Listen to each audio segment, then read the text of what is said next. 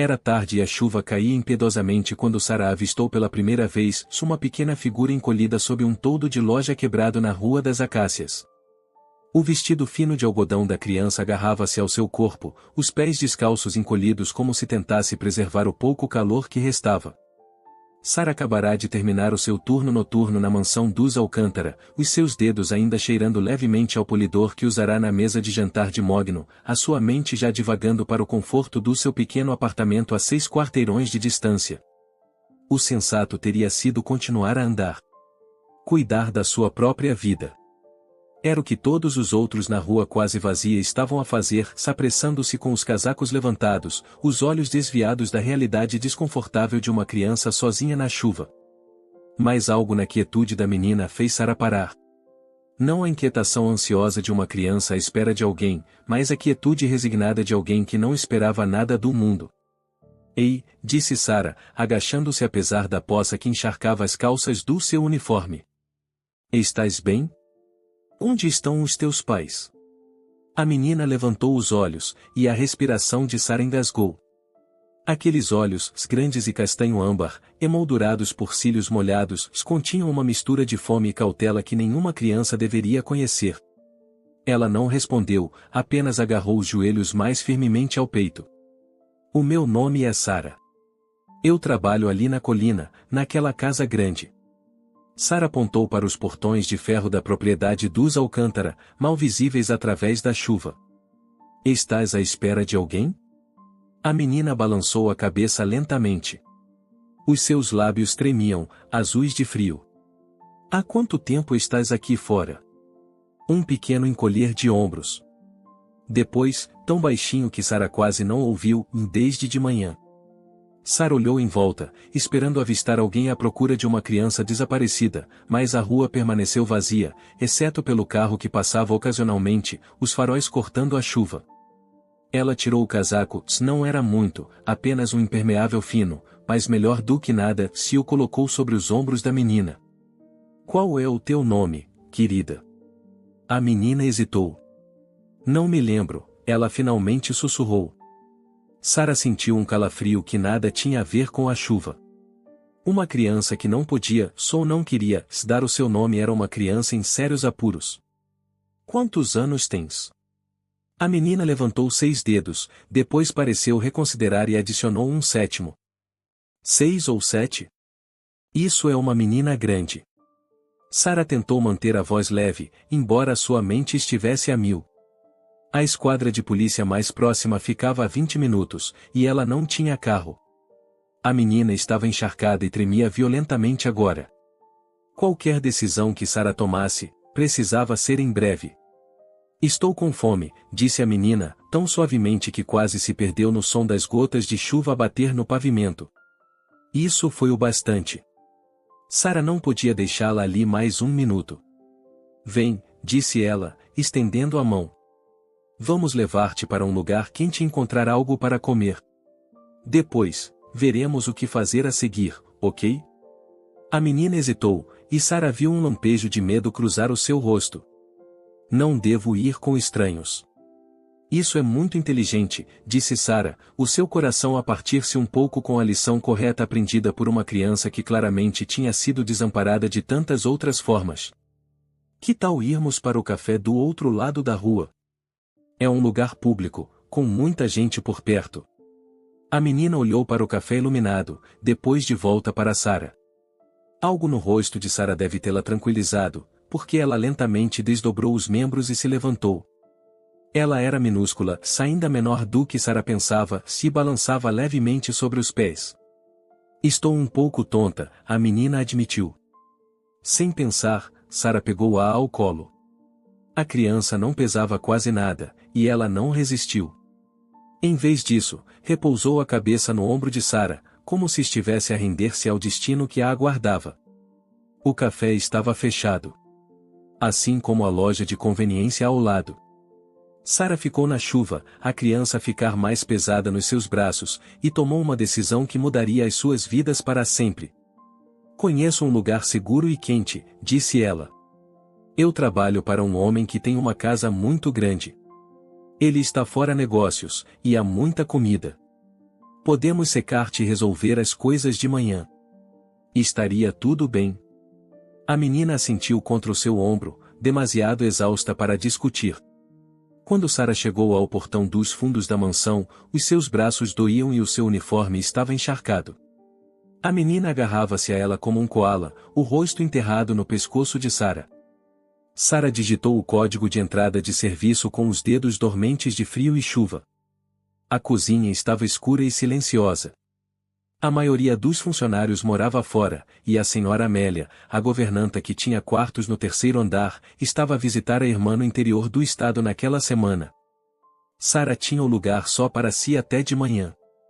Ela colocou a menina gentilmente numa banqueta junto à ilha da cozinha e acendeu apenas luzes suficientes para ver. Sob o brilho quente, ela teve a sua primeira visão adequada da criança. Cabelo castanho emaranhado caía sobre os ombros finos. O vestido, outrora rosa, talvez, se estava rasgado na barra e vários tamanhos pequeno demais. Ligeiras nódoas negras circulavam um pulso, e um corte cicatrizando atravessava a sua maçã do rosto direita. Vamos aquecer-te, disse Sara, mantendo a voz firme apesar da raiva que crescia dentro dela. Quem tinha feito isso? Quem tinha deixado esta menina sozinha na chuva? Ela preparou um banho quente na casa de banho de hóspedes do Resduchão, encontrou uma t-shirt limpa que serviria de camisola de dormir e aqueceu sopa de galinha do frigorífico dos funcionários. A menina comeu 3 tigelas, os seus olhos a pesarem entre colheradas. Estás segura agora, Sara disse-lhe enquanto a aninhava na cama do pequeno quarto de funcionários ao lado da cozinha. Vou estar aqui a noite toda. Ninguém te vai magoar. A menina olhou para ela com aqueles olhos de alma antiga. Prometes? Prometo, disse Sara, alisando o cabelo da testa da criança. Ela não sabia o que o amanhã traria, perguntas, consequências, complicações. Tudo o que ela sabia era que não podia ter deixado aquela criança na chuva. Por nada neste mundo. Obrigada, a menina sussurrou, os seus olhos a piscar antes de fecharem. Sara sentou-se ao lado da cama muito depois de a criança adormecer, observando a subida e descida do seu peito, perguntando-se que série de falhas tinha levado a este momento, e o que aconteceria a seguir. Sara acordou ao amanhecer, momentaneamente desorientada pelo ambiente desconhecido do quarto de funcionários. Depois lembrou-se, chuva, a criança, a sua decisão impulsiva. Ela virou-se para encontrar a menina ainda a dormir, o seu rosto tranquilo na luz suave da manhã que filtrava pelas cortinas. Por um momento, Sara apenas a observou, impressionada com o quão pequena e vulnerável ela parecia entre os lençóis emaranhados. A mansão em breve estaria a ganhar vida. Dentro de 1 hora, a equipa do dia chegaria, o jardineiro, o cozinheiro, a equipa de limpeza. Sara precisava de um plano. Ela saiu silenciosamente e foi para a cozinha, onde preparou um pequeno almoço simples de torradas, ovos mexidos e sumo de laranja. A sua mente corria por opções, nenhuma delas perfeita. Levar a menina à polícia era a escolha óbvia, mas algo a impedia. As nódoas negras, a recusa em dar o seu nome, o medo naqueles olhos, se este não era um caso de uma criança que simplesmente se tinha perdido. Quando ela voltou com o tabuleiro do pequeno almoço, a menina estava sentada na cama, os seus olhos arregalados de incerteza. Bom dia, disse Sara com um sorriso. Com fome? A menina assentiu ansiosamente, mas não pegou na comida até que Sara colocasse o tabuleiro no seu colo. Ela comeu com a mesma concentração desesperada da noite anterior, como se tivesse medo de que a comida pudesse desaparecer. Tenho de trabalhar hoje, Sara explicou gentilmente. Sou a assistente de governanta aqui. Preciso de encontrar um lugar seguro para ti enquanto eu trabalho. A menina parou de comer, o seu garfo suspenso a meio caminho da boca. Não me mandes de volta, ela sussurrou. De volta para onde, querida? A menina apenas balançou a cabeça, os lábios firmemente apertados. Sara tomou uma decisão rápida. Há um sótão em cima da cozinha. É quente e limpo, usamos para armazenamento, mas há uma pequena área de estar onde a senhora Amélia às vezes vai ler. Ninguém te vai procurar lá. Alívio inundou o rosto da menina. Posso ser muito silenciosa. Sei que podes. E eu trago-te o almoço quando os outros fizerem a pausa. Sara hesitou. Achas que me podias dizer o teu nome? Só para eu saber como chamar-te? A menina olhou para o prato. Eles chamavam-me coisas diferentes. Sara sentiu uma nova onda de preocupação. Como gostarias que eu te chamasse? A criança pensou por um momento, depois apontou para um vaso de flores na mesa de cabeceira, lírios que sobraram de um jantar no início da semana. Como essas? Lírio? Sara sorriu. Que nome bonito. Lírio, a menina repetiu, experimentando o nome. Um pequeno sorriso curvou os seus lábios. Gosto. Depois do pequeno almoço, Sara mostrou a Lírio o sótão. Era acedido por uma escadaria estreita atrás de uma porta que a maioria presumia ser uma despensa. O quarto era pequeno, mas confortável, com janelas de mansarda que deixavam entrar muita luz, velhas poltronas cobertas com lençóis e caixas de decorações sazonais empilhadas ordenadamente contra uma parede. Fica aqui e descansa, disse Sara, arrumando uma cama improvisada numa das poltronas. Trouxe-te alguns livros e papel para desenhar. Venho ver-te sempre que puder. Durante 3 dias, esta tornou-se a sua rotina. Sara completava os seus deveres matinais, depois escapava para trazer comida e roupas frescas a Lírio, recolhidas das caixas de doações na garagem. À noite, depois de os outros funcionários terem saído, ela trazia Lírio para baixo para um banho adequado e jantar no quarto de funcionários. No terceiro dia, Sara trouxe um pequeno urso de peluche que encontrara numa das caixas de arrumação, provavelmente pertencente à falecida esposa do Sr. Alcântara, que se estava a preparar para ter um filho antes da sua morte súbita, há 5 anos. Quando Lírio o viu, soltou um som que Sara nunca tinha ouvido antes, uma gargalhada genuína, brilhante e espontânea. Encheu o sótão como o sol, transformando o espaço empoeirado em algo mágico. Ele parece um Benjamin, Lírio declarou, abraçando o urso com força. Benjamin, o urso, Sara concordou, o seu coração a levantar-se e a partir-se ao mesmo tempo, ao ver o quão pouco era preciso para fazer esta criança feliz. À medida que os dias passavam, Lírio começou a abrir-se aos poucos. Não falava do seu passado, mas partilhava outras coisas, que a sua cor favorita era o amarelo, que conhecia todas as letras mas ainda não conseguia ler muitas palavras, que nunca tinha tido um bolo de aniversário. Cada revelação era como uma peça de um puzzle, formando uma imagem de negligência que tornava Sara cada vez mais certa de que não podia entregar Lírio às autoridades sem ter a certeza de que ela estaria segura. No final da semana, Sara tinha feito discretas perguntas sobre relatórios de crianças desaparecidas na área, se nenhuma correspondia à descrição de Lírio. Ela também começara a formar um plano a longo prazo. A sua irmã em Brasília poderia acolhê-las a ambas, pelo menos temporariamente. Sara poderia encontrar trabalho lá, talvez até matricular Lírio na escola assim que tivesse a documentação adequada. Era arriscado. O que ela estava a fazer poderia ser considerado sequestro, mesmo que as suas intenções fossem boas. Mas cada vez que ela sugeria contactar a polícia, Lírio entrava em pânico, os seus olhos arregalados de terror, o seu pequeno corpo a tremer. Por favor, ela implorava. Eles vão encontrar-me se contares. Quem eram eles, Lírio não dizia. No 8º dia, o desastre quase aconteceu. A senhora Amélia, voltando cedo da sua viagem, quase as apanhou enquanto Sara trazia Lírio de volta ao sótão depois do banho. Elas esconderam-se num armário de roupa de cama a tempo, o cabelo molhado de Lírio a encharcar o uniforme de Sara enquanto se apertavam no escuro, mal respirando até a governanta passar. Essa foi por pouco, Sara sussurrou assim que estavam em segurança de volta ao sótão. Precisamos de ter mais cuidado. Lírio assentiu solenemente. Não quero que te metas em apuros por minha causa.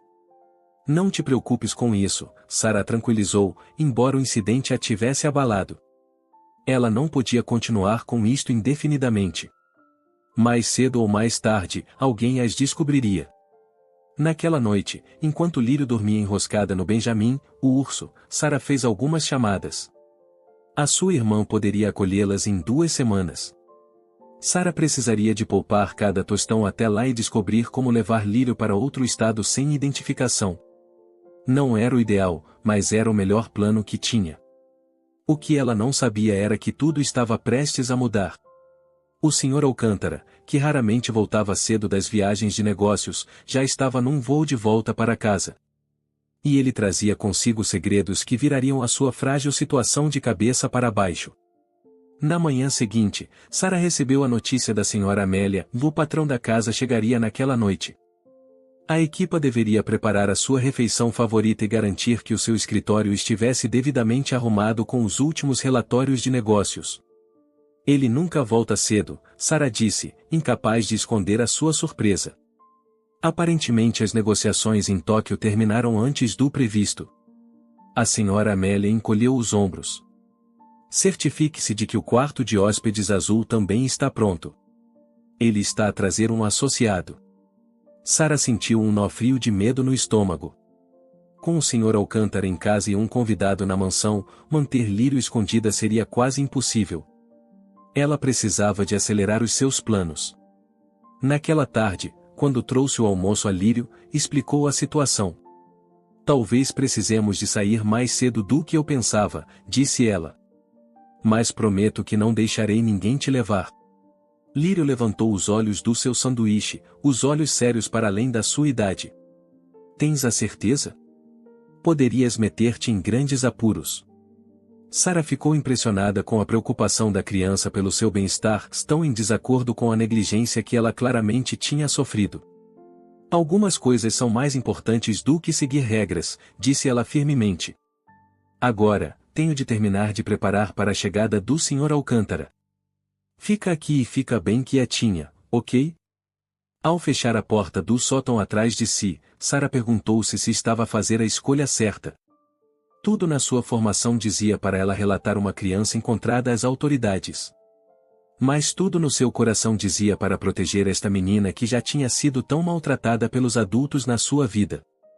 O que ela não percebeu foi que a chave que ela sempre usava para trancar a porta do sótão, para manter os outros fora, nunca para manter Lírio dentro, tinha escorregado do seu bolso durante a sua retirada apressada da Sra. Amélia no dia anterior. E Lírio, curiosa e cada vez mais à vontade no que ela via como a sua casa temporária, estava prestes a aventurar-se sozinha. Eduardo Alcântara saiu do carro com um suspiro cansado, acenando brevemente para João, o seu motorista há 15 anos.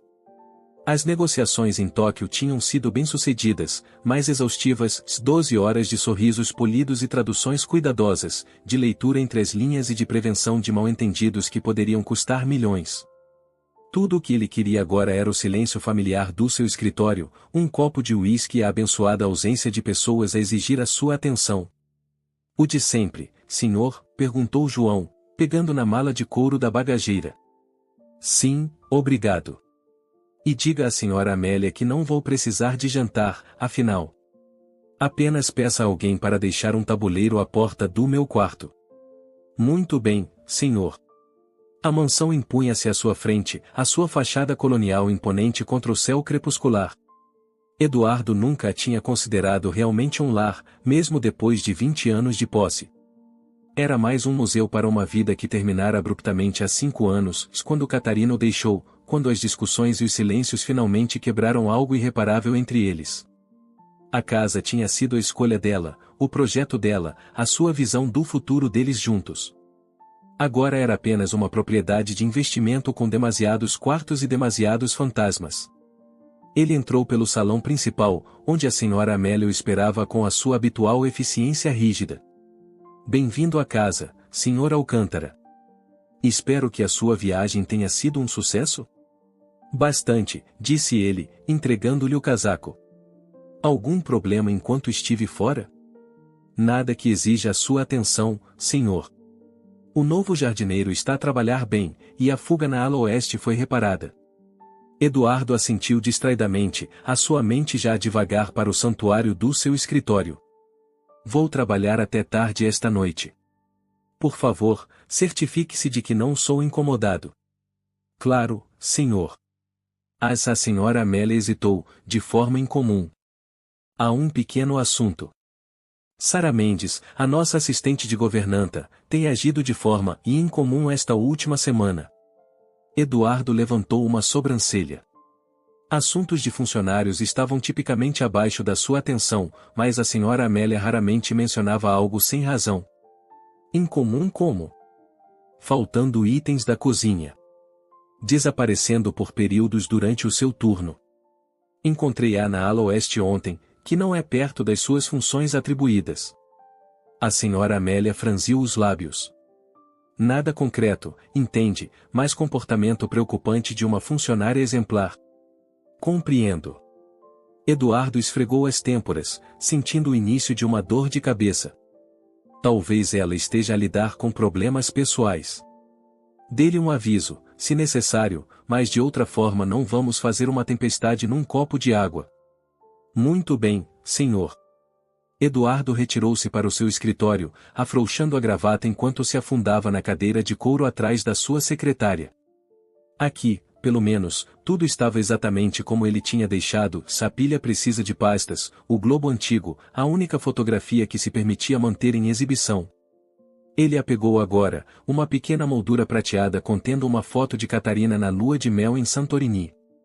O cabelo dela voava ao vento, o seu sorriso radiante enquanto ela olhava não para a câmara, mas para ele, atrás dela. O que pensarias de mim agora, Cat? Ele murmurou, passando o polegar sobre o vidro. 5 anos, e a perda ainda parecia tão fresca alguns dias. Não apenas a perda dela, mas do futuro que tinham planeado, os filhos que esperavam, a vida que tinham traçado juntos. O fogo crepitava na lareira, projetando sombras pela sala. Eduardo serviu-se de uma dose generosa de uísque e sentou-se para rever os contratos de Tóquio. O trabalho tinha sido a sua salvação depois que Catarina partiu, o seu propósito, a sua distração, a sua razão para continuar a seguir em frente quando a dor ameaçava engoli-lo. Ele estava a várias páginas do documento quando ouviu um baque suave de algum lugar acima, seguido pelo que pareciam ser passos. Eduardo franziu a testa. O seu escritório ficava no rés do chão, diretamente abaixo de um dos quartos de hóspedes, mas a senhora Amélia não tinha mencionado nada sobre hóspedes. Provavelmente apenas a casa antiga a assentar, disse a si mesmo, voltando ao contrato. Mais um minuto depois, ele ouviu novamente, distintamente passos desta vez, leves e rápidos, como uma criança a correr. Eduardo pousou o seu copo com um clique nítido. A mansão não tinha crianças. Não tinha tido crianças. Não teria crianças. Esse tinha sido o golpe final no seu casamento, o desejo desesperado de Catarina por uma família, a sua própria relutância depois de ver o seu pai destruir a deles. Quando ele mudou de ideias, aceitou a ideia da paternidade, já era tarde demais. Catarina tinha ido embora, os seus embriões congelados numa clínica como o único testemunho do que poderia ter sido. Os passos voltaram, e Eduardo estava de pé antes de ter tomado uma decisão consciente de se mover. Ele pegou na sua bengala, suma necessidade desde que o acidente de carro de há 2 anos o deixará com uma mancar permanente, e se dirigiu-se à escadaria principal. O andar de cima estava escuro, exceto pelo brilho suave das luzes de segurança. Eduardo moveu-se cuidadosamente, ouvindo. Por um momento, não houve nada. Então uma porta rangeu, e ele virou-se para o som, vindo da direção do quarto de hóspedes azul. Olá, ele chamou, a sua voz ecoando no corredor vazio. Há alguém aí? Nenhuma resposta. Eduardo continuou em direção ao quarto azul, a sua bengala a bater nos pisos de madeira. A porta estava entreaberta, uma fresta de escuridão para além. Ele a abriu lentamente. O quarto estava vazio, a cama ainda feita com precisão militar, exatamente como deveria estar. Eduardo estava prestes a afastar-se quando notou as portas francesas para a varanda abertas, as cortinas a esvoaçar suavemente na brisa noturna. Ele pisou na varanda, o ar frio um choque após o calor da casa. E ali, empoleirada no parapeito de pedra, pernas penduradas sobre o jardim 30 pés abaixo, estava uma pequena figura. Meu Deus! Exclamou Eduardo, avançando instintivamente. Desce daí imediatamente. A criança, pois era claramente uma criança, assustou-se violentamente e quase perdeu o equilíbrio. O coração de Eduardo saltou para a garganta enquanto ele se atirava para frente, agarrando o braço dela assim que ela tombou para trás. Agarrei-te, disse ele, puxando-a em segurança para o chão da varanda. O que diabos ele parou, olhando para a menina à sua frente? Ela era pequena, com cabelo castanho emaranhado e olhos que refletiam a luz da lua como âmbar. Ela usava o que parecia ser uma t-shirt de adulto como camisola de dormir, e os seus pés estavam descalços apesar da noite fresca. "Quem és tu?", exigiu Eduardo. "Como entraste aqui?" A menina não disse nada, os seus olhos arregalados de medo. "Estás perdida? Onde estão os teus pais?" Eduardo tentou novamente, moderando o seu tom. As crianças sempre o tinham deixado desconfortável, as suas emoções não filtradas, a sua franqueza, a sua completa falta de perspicácia para negócios. Ainda nenhuma resposta. A menina tremia agora, se de frio ou de medo, Eduardo não conseguia dizer. Ele suspirou, passando a mão pelos cabelos grisalhos. "Vamos para dentro, pelo menos. Está frio aqui fora, e aquela varanda é perigosa." Para sua surpresa, a menina permitiu que ele a conduzisse de volta ao quarto de hóspedes. Com a melhor luz, ele pôde ver que ela estava magra, demasiado magra, e havia hematomas desbotados nos seus braços. Algo protetor e desconhecido se agitou no peito de Eduardo. "Estás com fome?", ele perguntou, lembrando-se de alguma memória distante que oferecer comida geralmente era uma boa maneira de lidar com crianças. Um pequeno aceno. "Certo. Bem, vamos lá embaixo e ver o que há na cozinha. Depois podemos descobrir como te levar para casa." O rosto da menina desmoronou-se com isso, e para o horror de Eduardo, as lágrimas começaram a escorrer pelas suas bochechas. "Não tenho casa", ela sussurrou, as primeiras palavras que lhe dissera. "Por favor, não me mandes de volta." Eduardo olhou para ela, completamente perdido. Ele tinha negociado acordos multimilionários, navegado pelas águas infestadas de tubarões das finanças internacionais e enfrentado salas de reuniões cheias de investidores hostis. Nada disso o tinha preparado para uma criança a chorar, a implorar para não ser mandada para casa. "Está bem", ele disse cuidadosamente. "Ninguém te vai mandar para lado nenhum esta noite. Vamos só buscar-te algo para comer, e resolveremos o resto de manhã." Ele estendeu a mão sem pensar, um gesto instintivo. Após um momento de hesitação, a menina colocou a sua pequena palma na dele. A sua mão estava fria mas confiante, e algo mudou no peito de Eduardo, uma porta a abrir-se numa sala que ele pensava há muito tempo selada. Estavam a meio da escadaria principal quando vozes subiram do hall de entrada, os tons secos da senhora Amélia e outra voz feminina mais jovem, apertada de ansiedade. "Absolutamente certa de que ela não está no sótão?" "Já procurei em todo o lado." "Dona Sara, garanto-lhe que não faço ideia do que está a falar. Não há nenhuma criança nesta casa, e se houvesse, eu certamente saberia." "Mas ela estava mesmo." A voz mais jovem calou-se abruptamente quando Eduardo e a menina apareceram no fundo das escadas. Eduardo viu-se de frente para uma jovem que ele vagamente reconheceu como uma das funcionárias mais recentes.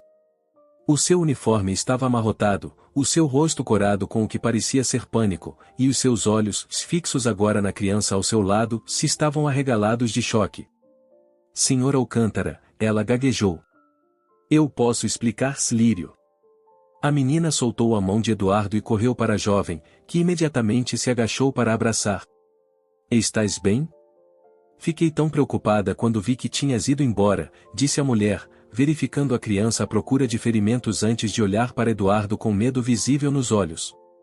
"Senhor, eu sei como isto deve parecer, mas de facto, Dona Mendes, senhor. Sara Mendes. Dona Mendes." Eduardo apoiou-se pesadamente na sua bengala, os acontecimentos dos últimos 10 minutos a alcançá-lo. "Talvez queira explicar por que há uma criança escondida na minha casa." A senhora Amélia parecia escandalizada. "Senhor, eu não fazia ideia." Eduardo levantou a mão para calar. "Gostaria de ouvir a dona Sara primeiro." Sara ficou de pé, mantendo um braço protetor em volta da menina, Slírio, aparentemente. "Encontrei-a na rua durante aquela grande tempestade na semana passada. Ela estava sozinha, encharcada, com fome. Ninguém a estava a procurar. Ela ergueu o queixo, um gesto de desafio desmentido pelo tremor na sua voz. Não podia simplesmente deixá-la ali. Então trouxe-a para cá? Para a minha casa. Sem informar ninguém? Eu ia levá-la à polícia, mas Sarah olhou para Lírio, que agarrava a saia do seu uniforme com as mãos pálidas. Ela estava aterrorizada. Tinha hematomas. Ela implorou para eu não a mandar de volta para onde quer que tivesse vindo. Eduardo sentiu uma dor de cabeça florescer atrás dos seus olhos. Senhora Amélia, por favor, prepare alguma comida para ele, gesticulou para a criança, Lírio, e traga-a para o meu escritório. Dona Sarah, você e eu precisamos de ter uma conversa. Sim, senhor, disse Sarah, a sua voz firme apesar do medo evidente nos seus olhos. Lírio, vai com a senhora Amélia. Já lá vou. Para a surpresa de Eduardo, a criança hesitou, olhando não para Sarah, mas para ele com uma expressão que ele não conseguia decifrar. Depois assentiu solenemente e permitiu que a senhora Amélia a levasse. Enquanto desapareciam em direção à cozinha, Eduardo virou-se para a jovem que tinha trazido o caos à sua vida cuidadosamente ordenada. Ele abriu a boca para proferir a repreensão que ela claramente esperava, se viu-se a perguntar, em vez disso, qual é a história dela. Sarah piscou, claramente surpreendida pela pergunta. Não sei muito, senhor. Ela não fala sobre antes. Apenas que estava num lugar mau, e que tem medo de ser mandada de volta. Ela nem sequer tinha um nome que quisesse usar, se eu tenho-a chamado Lírio porque ela apontou para os lírios da sua esposa quando perguntei como chamá-la. Algo apertou a garganta de Eduardo ao mencionar as flores de Catarina. Ela sempre mantivera lírios em casa, seu perfume lembrava-a do seu lar de infância em Petrópolis. Ela estava a olhar para o retrato, Sarah continuou calmamente. No quarto azul. Aquele da sua esposa a segurar um bebê. Eduardo olhou para ela. Isso não é possível. Não existe tal retrato. Está na parede do fundo, senhor.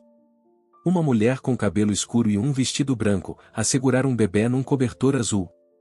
A Lírio estava a fazer perguntas sobre ele hoje mais cedo. Eduardo sentiu o chão inclinar-se sob ele. O retrato que Sarah descreveu não estava em exibição em nenhum lugar da casa. Estava trancado no seu cofre particular, uma pintura encomendada durante a gravidez de Catarina, uma visão esperançosa do futuro que nunca se concretizou. Leve-me a este retrato, disse ele roucamente.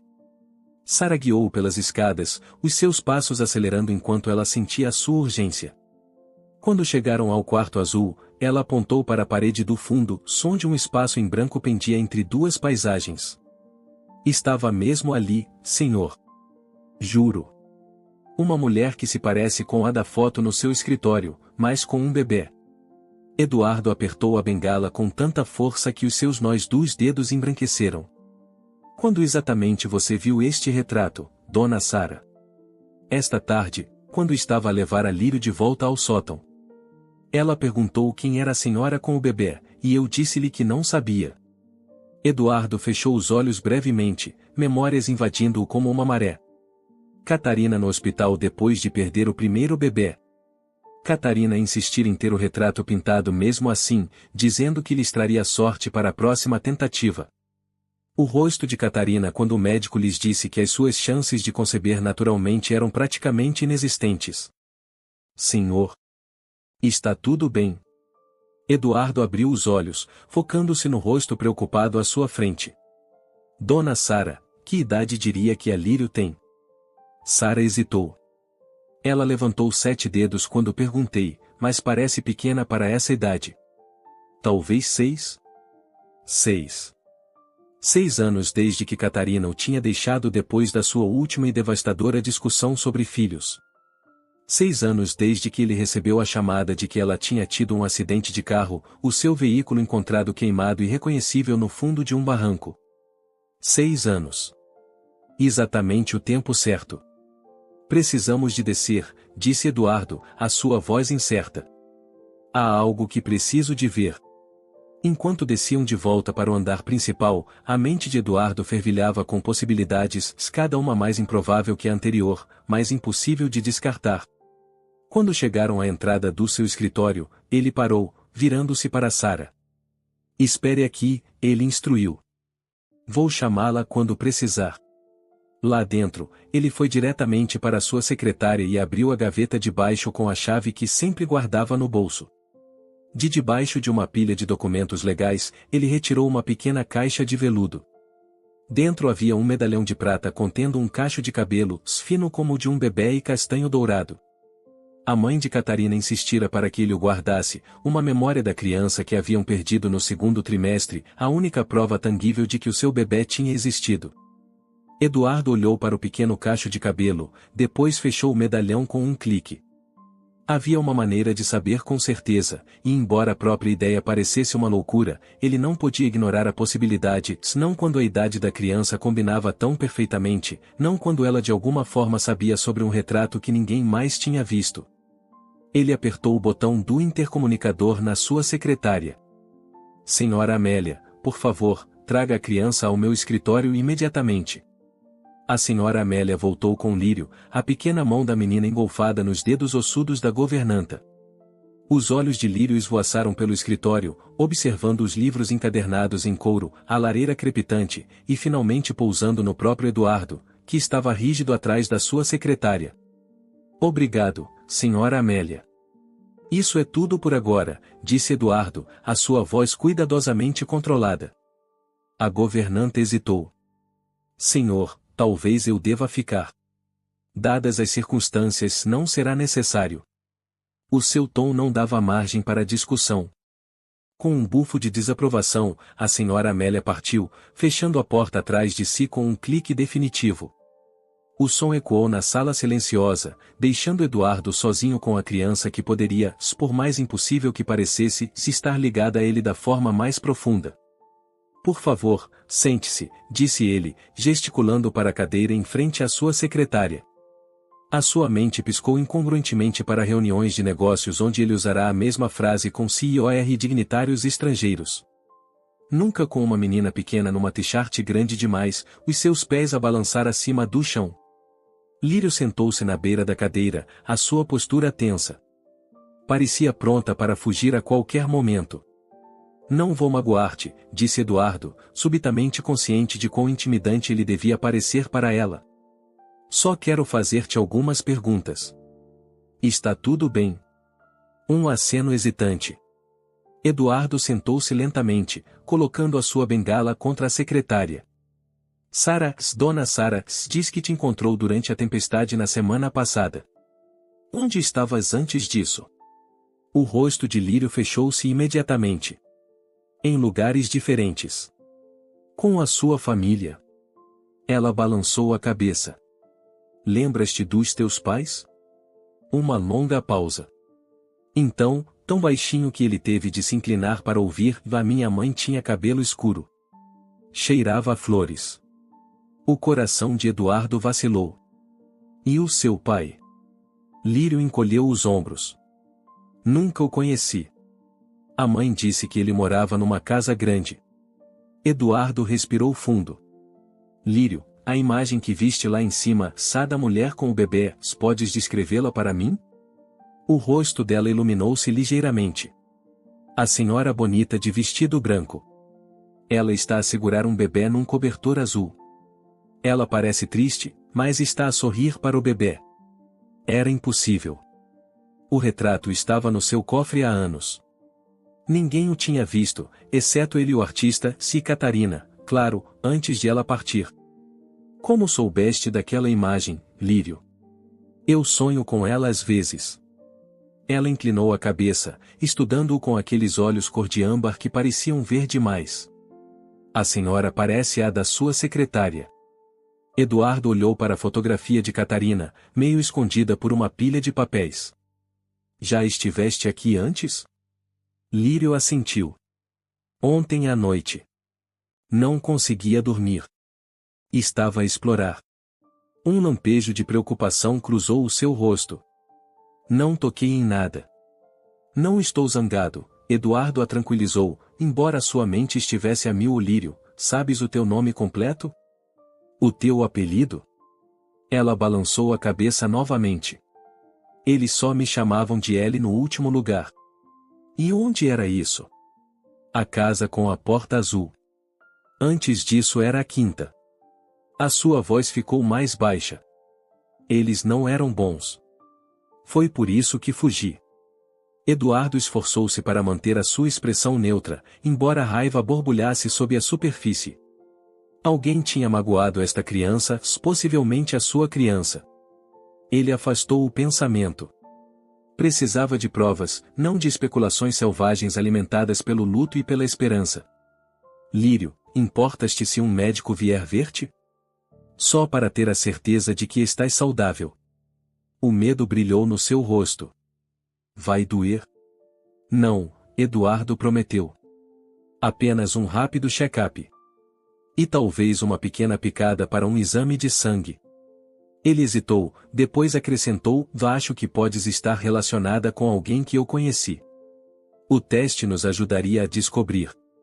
Lírio considerou isso com uma seriedade que parecia além dos seus anos. A senhora da foto? Sim, disse Eduardo suavemente. Ela foi a minha esposa. E perdemos um bebê há muitos anos. Eu preciso de saber se tu és a filha dela. Lírio olhou para ele, os seus olhos enormes. Eu sou a tua filha? A pergunta pairou no ar, mais pesada do que qualquer negociação de milhões de dólares. Eduardo sentiu um nó na garganta. Ele tinha passado anos a tentar fechar esta porta, a selar este capítulo da sua vida. Agora, aqui estava uma criança, a perguntar-lhe diretamente a pergunta que ele tinha evitado por tanto tempo. Nós vamos descobrir, disse ele, a sua voz quase um sussurro. Prometo que vamos descobrir. E não te vou mandar para um sítio onde não sejas feliz, Lírio. Ninguém te vai magoar. Ele olhou para a criança, os seus olhos ainda incertos, mas com um vislumbre de esperança. Pela primeira vez em anos, Eduardo sentiu uma pontada de propósito que nada a ver tinha com negócios. Era algo muito mais profundo, algo que o conectava a um passado que ele pensava ter enterrado.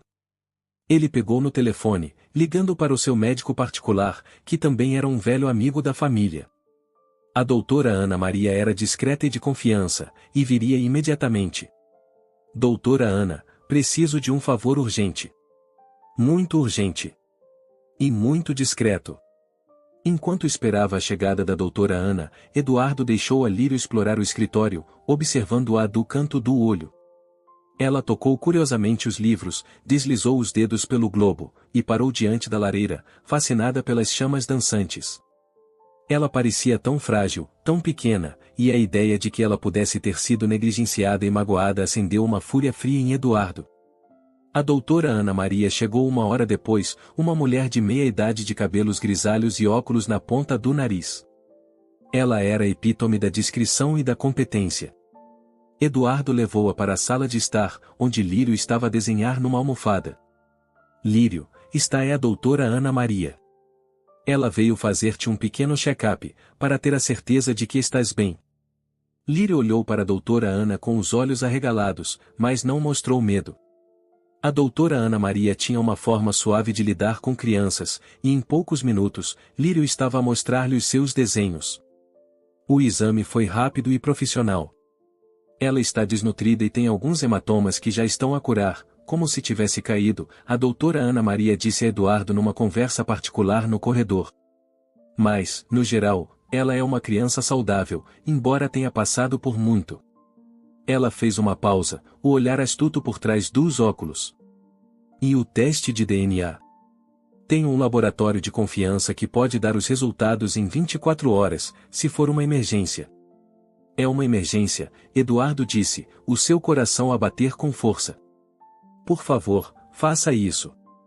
Naquela noite, Sara e Eduardo sentaram-se na cozinha, exaustos. Lírio estava a dormir profundamente no quarto de funcionários, o Benjamin, o urso, aninhado ao seu lado. Eduardo tinha insistido que Sara jantasse com ele. Eu lamento imenso, senhor, Sara disse, a sua voz baixa. Eu sei que agi de forma irresponsável, mas eu não conseguia deixá-la. Ela estava tão assustada. Não, dona Sara, disse Eduardo, olhando para ela. Não foi irresponsabilidade. Foi compaixão. E, dada a situação, foi a coisa certa a fazer. Eu percebo isso agora. Ele hesitou. As negociações em Tóquio e elas acabaram, mas a verdade é que voltei mais cedo por uma premonição. Algo me puxou de volta. E agora, com alívio, e sinto que há uma razão para tudo isto. Sara olhou para ele, os olhos confusos. Uma razão? Sim, Eduardo disse. A minha esposa, Catarina, perdeu um bebê no segundo trimestre, há 6 anos. Foi devastador para nós. Pouco depois, ela desapareceu. Houve um acidente, um incêndio, e ela foi dada como morta. A voz dele engasgou. Mas sempre houve coisas que não se encaixavam. E agora, a idade da Lírio, o retrato que só ela viu, os lírios. Ele apontou para o jarro de lírios que Sara tinha trazido mais cedo. Catarina amava lírios. Ela dizia que o seu perfume a lembrava de casa. Sara ficou em silêncio por um longo momento, a absorver tudo. O retrato, e não podia ser uma memória do passado, uma fantasia dela, senhor? Ela é uma criança. Talvez, Eduardo admitiu. Mas a verdade é que aquele retrato estava trancado num cofre que ninguém, exceto eu, sabia da existência. É uma pintura que Catarina encomendou quando estava grávida, uma visão de futuro que nunca aconteceu.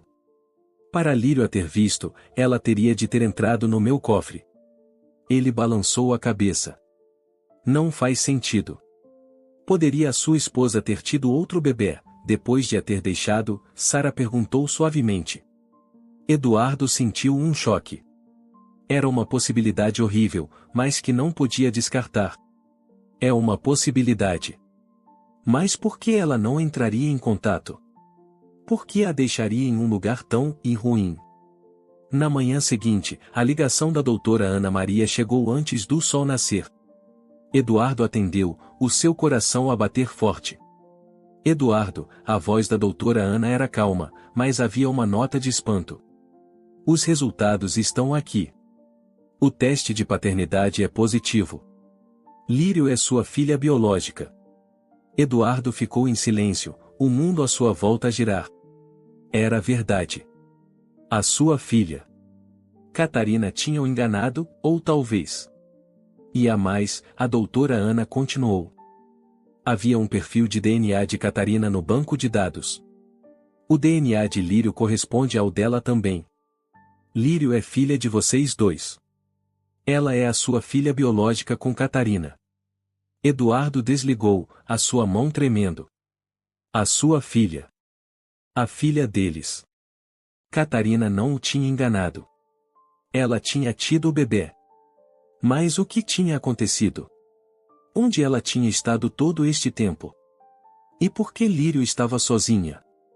Ele foi direto para o quarto de funcionários, onde Sara e Lírio já estavam acordadas.